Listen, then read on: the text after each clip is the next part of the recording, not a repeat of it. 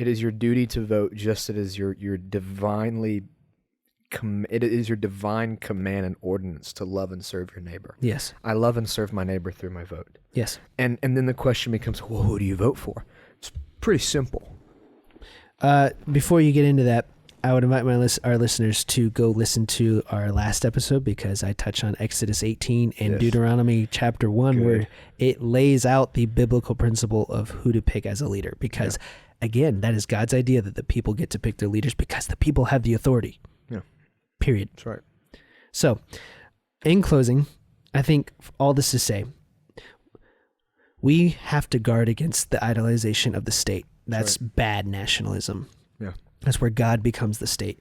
But we also need to realize that the nation state is a good thing.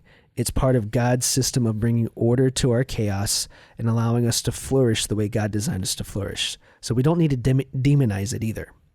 Mm-hmm. We got to understand its role.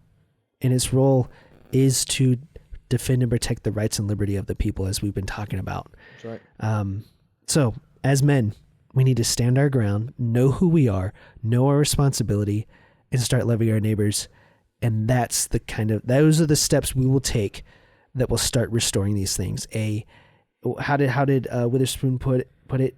Government and all the spheres are accountable to God. Yeah. And we need to have a virtuous citizenry, and that is what will sustain and promote and protect our liberty. Our liberty. Yeah. So, and we don't have to discuss this, but just to say it, isn't it interesting how at the end of the day, almost every question ends up getting boiled down to love the Lord your God and love your neighbor yourself? Oh yeah,